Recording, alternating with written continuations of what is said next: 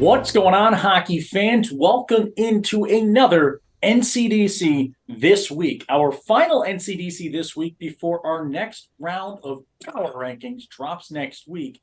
It's time to talk brass tacks. Where do our favorite teams fall? How are our favorite scorers faring? How are the netminders stopping pucks? We can't talk hockey without my right-hand man, my consigliere, Mon Frere from another mayor, Lucas Jones. What's going on, young man?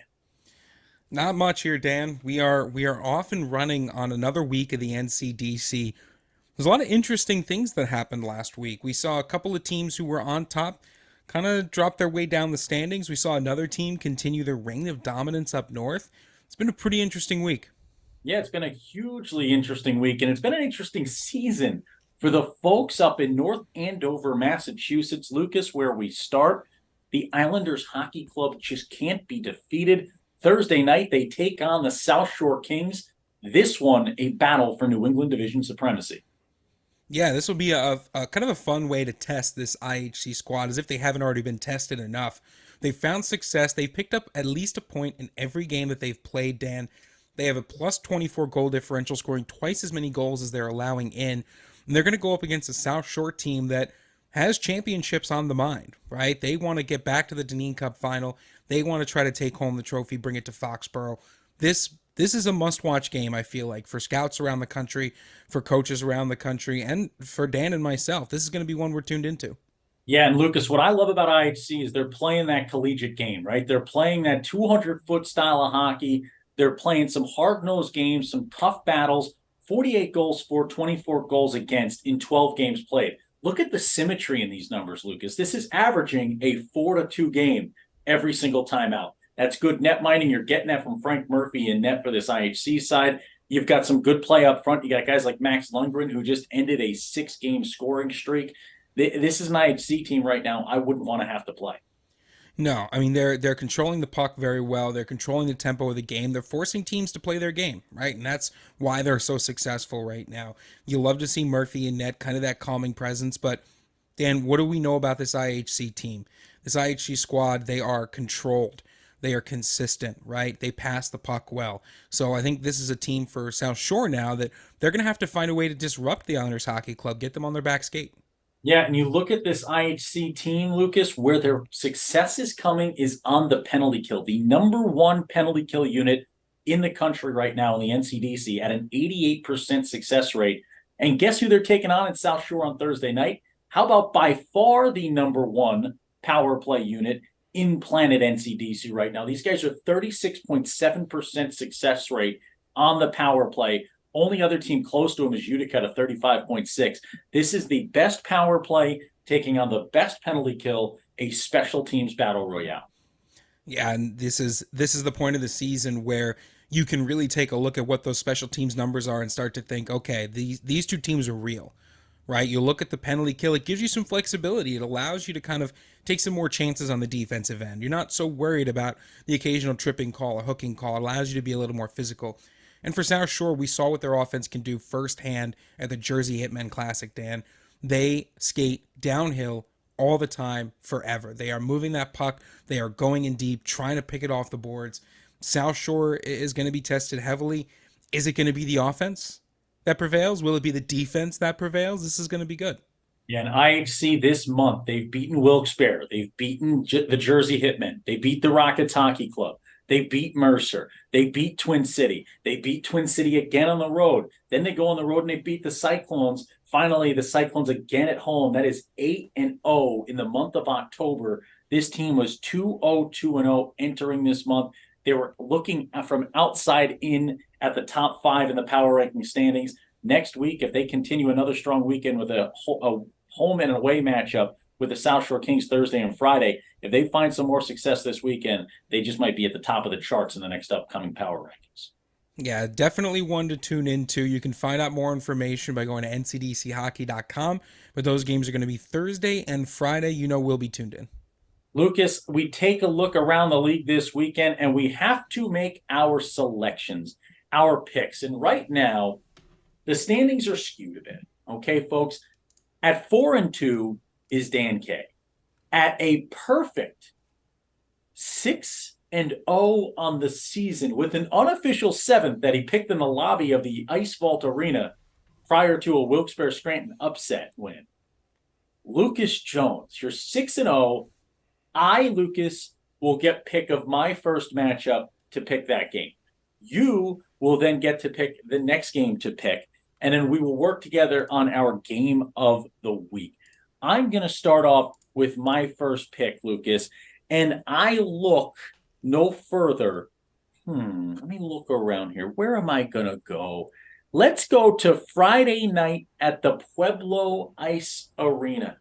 Pueblo Bulls taking on the Idaho Falls Spud Kings. Coming up later on this podcast, you'll hear from some of the Pueblo Bulls faithful right there about a little something cool going on.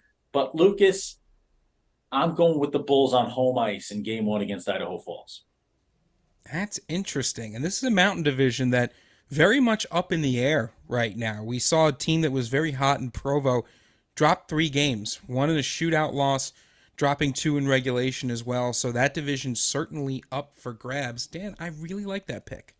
Now, who do you got, Lucas? You can pick any game you want.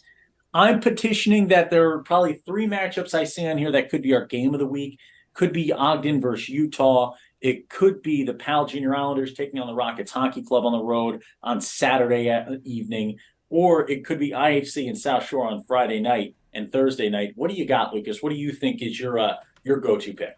Well, I'm petitioning for IHC South Shore to be our matchup of the week. I think that one is certainly a candidate for that. You know, Dan, I'm looking at a resurgent Rockets Hockey Club side taking on the defending Deneen Cup champions and the PAL Junior Islanders. Okay. And I'm looking at that series, and I got to imagine the PAL might be shaking in their boots a little bit looking at this Rockets Hockey Club side because, I mean, the Rockets are fast. We know that. They can score. We know that. And they recruit and develop well. We know that as well.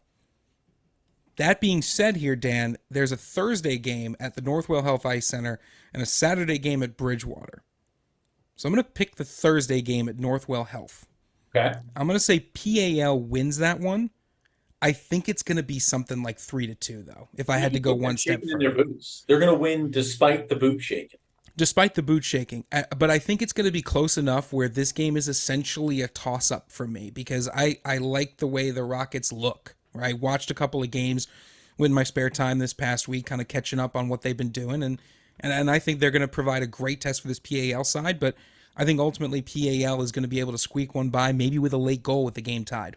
All right, Lucas, then we're going double game of the week this week. I'm down 2 games. I got to get myself back into this. Or maybe Lucas just creates an even bigger spread between the two of us. Let's go East game of the week, our Eastern NCDC game of the week, South Shore Kings, IHC, Thursday at Skate 3 Red Rink. Let's talk about it, Lucas, and let's talk about the fact that I'm picking South Shore on the road with the victory.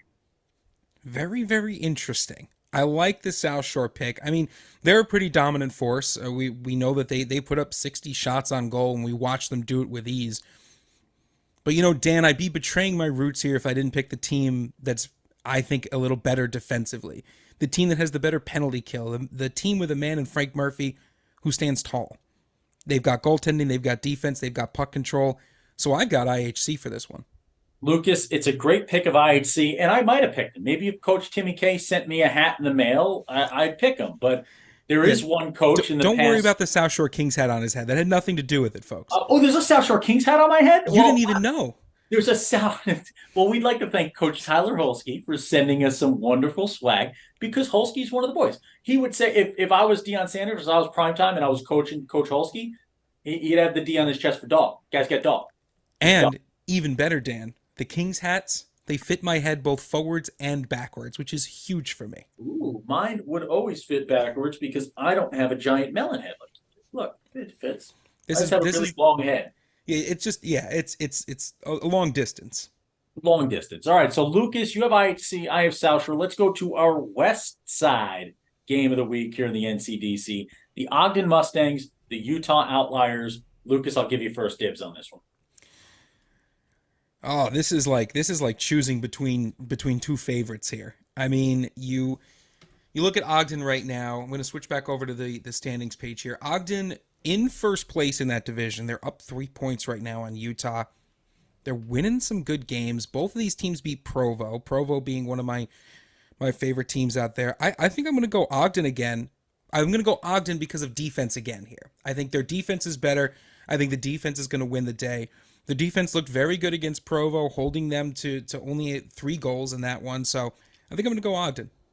Yeah, and Lucas, you look at this matchup. I think the big storyline is going to be David Ukin, who's on a 4-game point streak, 12 goals, 4 assists, 16 points for him on the year, battling with the guys like Peyton Struck with 15 points, Dmitry Voyatsis. This is going to be a matchup that it could really open up. And when you get a game like that, when you get two teams that are opening up the ice, when you get into a little fire wagon brand of hockey, it comes down to who's in net for you. And whether this season for this side in Ogden, whether it's Ben Burzgalov or it's last week's goaltender of the week, Cameron Hollins, who was 3-1-0 with a 2.75 on the season and a 9.15. It just doesn't matter. Both of these guys are lights out between the pipes, and they're difficult to deal with. On the Utah side, the question is going to be, can Griffin Davis or Crepalt, whoever's in net for these guys on game night in just a few days, I mean, are they going to be able to match and go toe for toe, toe to toe, toe for toe? That sounds like a much worse game. Toe to toe is how you do it. And if they can do that, this Utah team can score with anybody, right? But I think it comes down to net minding. I think, Lucas, that this Ogden team is real tough to deal with. But on the road, it is a tall task to ask to beat this Utah team that's heating up right now. They're winning a bunch of games. Oh, it's like picking between kids, like you said. It's like trying to pick a favorite. But you know what? Every parent knows sometimes you have one. I'm going with the Ogden Mustangs to continue their winning ways, and they're going to win OT by 1, of course, because it's OT. That's how it gets done in Ogden. I think a late goal from Utah ties it up. I think each team gets a point out of it. Ogden takes the second point in OT win. I think regardless, Dan, these 4 games are going to be awesome. It's a great representation of what the NCDC does, the Tier 2 tuition-free hockey across the country in the NCDC. These games are going to be definitely ones to watch. And Lucas, coming up next year in the B block, we talk about what the NCDC is doing with its cradle to college mentality with the latest tender. The Super Martianock brothers have a new home in Pueblo after they're done at their time dominating in Potomac. The Potomac to Pueblo pipeline. Let's talk with the Super Martianock twins, Tyler Thunberg, RJ Ziegler, Josh Gratton, as we call him, Gratz, and Grossi, Alex Gross, about this incredible partnership that has brought 2 incredible players out to Colorado. Hello, everyone, and welcome into the Dan K Show presents. We got a bit of a red zone situation. We got 7 boxes up on the screen right now. For those of you who are listening to the audio only format, just picture a giant Zoom room full of some of the coolest people in junior hockey. But in order to get to all of them, I have to get to someone else. In his mind, he is the coolest person in junior hockey because there's no one else quite like him. It's Dan K, the Dan K Show. Dan, welcome in.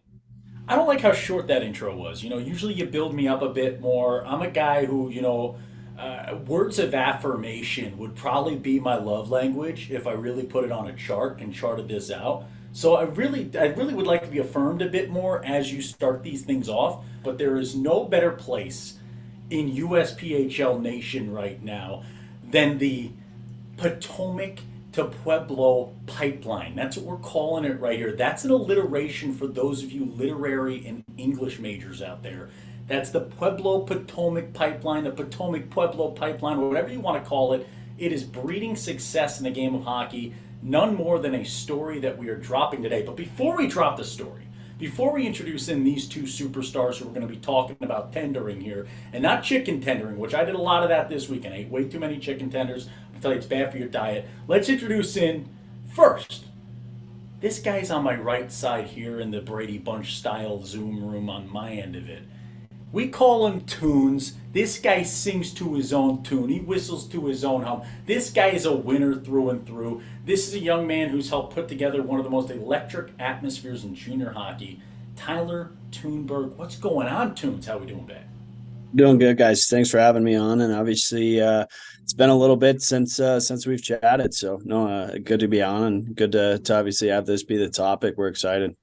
Yeah, and this is probably the longest Lucas and I have gone without talking to Tunes in a while. I have been missing him. We had to get him back in a room. We're excited to have him here today. And another male we're excited to have here today who reached out to start this conversation, who's done such an incredible job building an organization in a way that you can be proud of at any level of this game of junior hockey. Watching the growth in the building there in his hometown, watching him take this rink to the next level, this organization to the next level, has been one of our most incredible stories to watch. We got a chance to talk to him 2 years ago.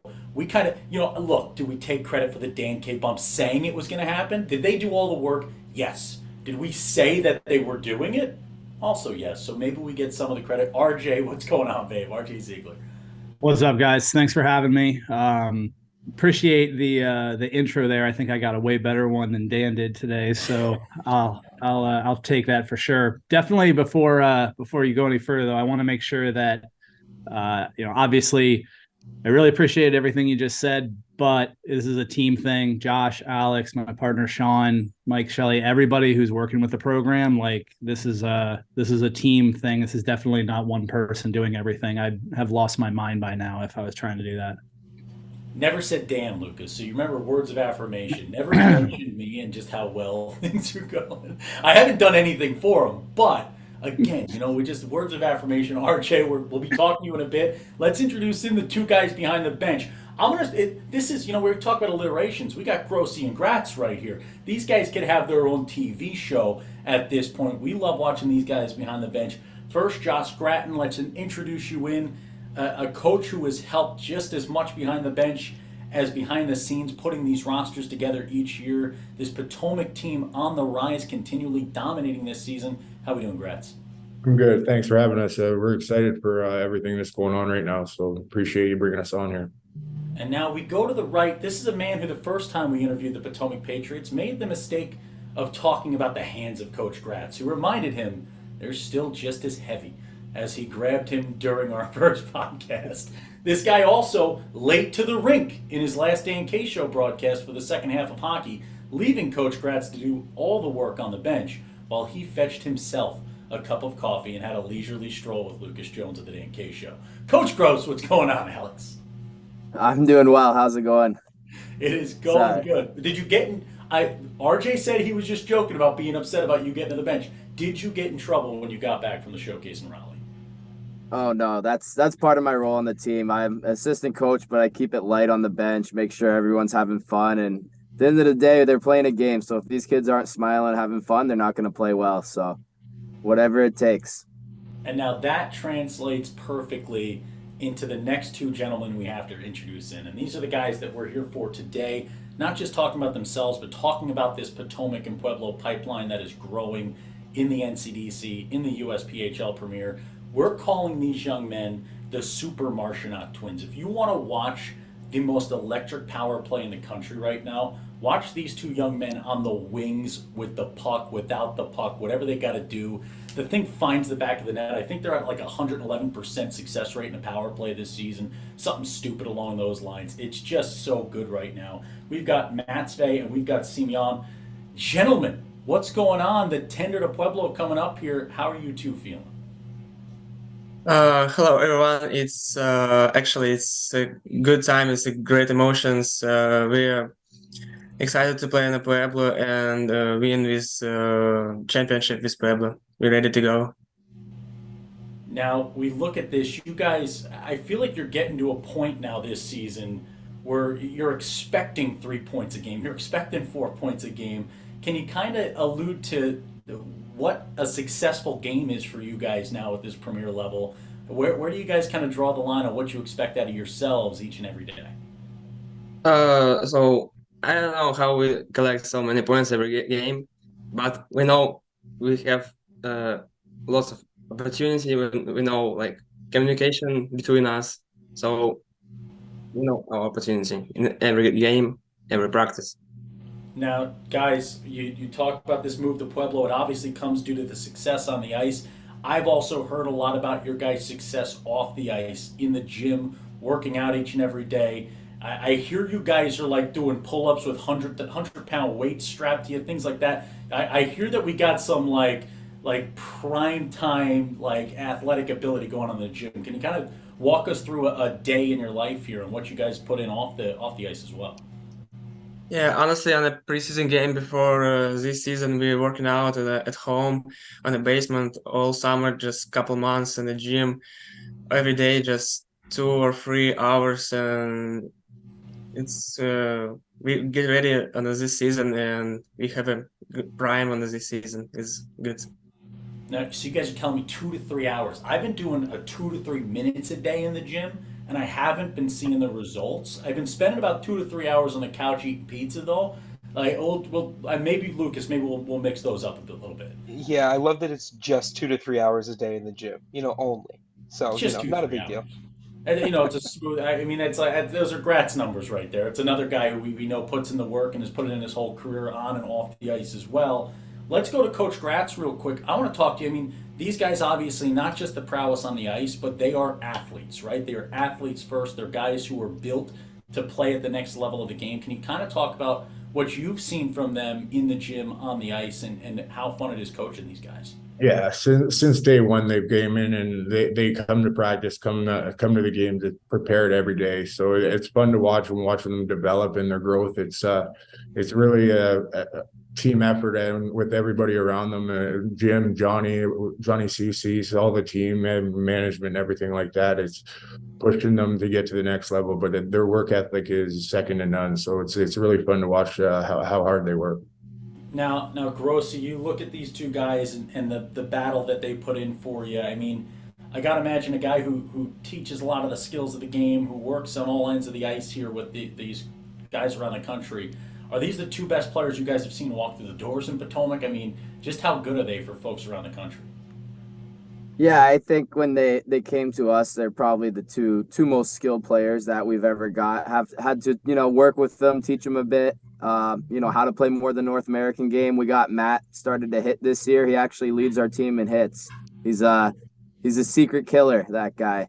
And I mean, they're both such athletes. I think Tyler's gonna like seeing them in the gym off the ice. I think Simon's got like a 37-inch vertical. They're pretty ridiculous, but their work ethic, from the start of last year when we got them to now, they've come a long way. They've improved a lot, and it's due to the hard work that they put in, skills off ice, in the gym, on ice, day to day. They're not stopping, so it's good to see.